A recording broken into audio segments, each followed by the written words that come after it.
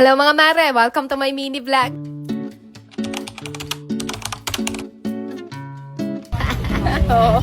Magandang araw mga mare! Umuwi nga pala ulit kami dito sa amin sa Batangas nung nakaraang weekend. Kaya tara, samahan niyo muna ulit kami sa aming mga simpleng kaganapan dito sa amin sa probinsya ng Batangas. Maaga kaming gumising ng araw na to dahil maglulublob muna kami saglit sa dagat. At ayan, habang nasa biyahe nga kami, tuwang-tuwa tong batang maliit. Nakita kasi siya dyan sa daan ng mga kalabaw at baka. Alam niyo naman tong batang to, napakahilig talaga nito sa mga animal. Malapit lang din kami sa tabing dagat, kaya ito at mga 5 minutes lang na biyahe, nandito na rin kami. Ito lang din talaga maganda dito sa lugar namin mga mare, dahil anytime nga na gusto mong mag-beach, maglublob, or magpahangin sa tabing dagat, mabilis ka lang talaga makakapunta dito. Wala din nga palang entrance fee dito sa amin, libreng-libre lang maligo dito, tapos meron ding mga available na mesa or cottage dyan na pwede nyong rentahan for as low as 200 to 400 pesos lang. Pero kung wala naman kayong budget pang renta ng mesa, pwedeng-pwede lang din kayong maglatag ng balig dyan sa buhangin or magdala ng sarili nyong upuan or tent. At dahil saglit na oras nga lang din naman kami maglulublob dito, kaya yan at naupo na lang kami dito sa natumbang puno ng nyog para hindi na kami gagasto sa renta. Tapos bumili lang din kami ng kape dito sa tabi-tabi, o diba, sa murang halaga lang, makakapag family banding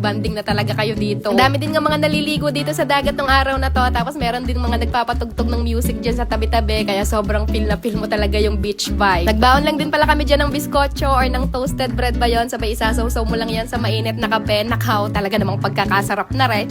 At nasabi ko na ba sa inyo, nakasama nga pala namin dyan yung lolo at lola ko, tsaka yung dalawa kong kiriray na pamangkin. Ito lang din talaga yung isa sa mga gusto ko dito sa lugar namin mga mare, dahil kapag ka nga gusto mong huminga saglit or mag-recharge, pwedeng-pwede ka lang tumakbo saglit dito sa tabing dagat, sabay magmuni-muni ka dyan. Pero ayun, at nauna na nga maglublob sa dagat yung mag-ama, at binihisan ko na rin nga tong dalawang pamangkin ko para makaligo na rin sila.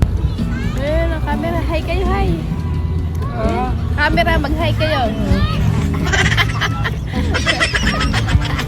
Oo.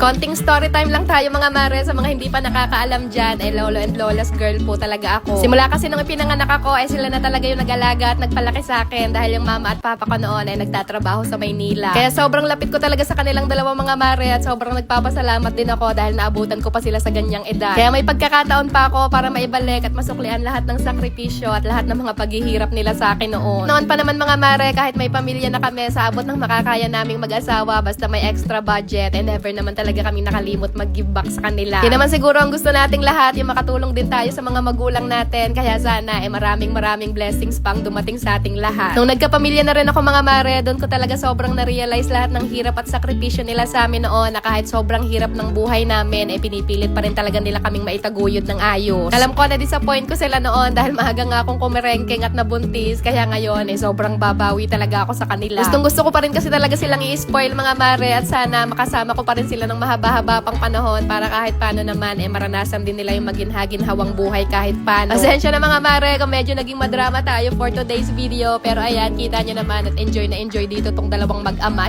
At hanggang dito na lang muna ulit ang aming mga kaganapan. See you again sa next vlog mga mare. Good night na muna at ayun lang muna ulit for today.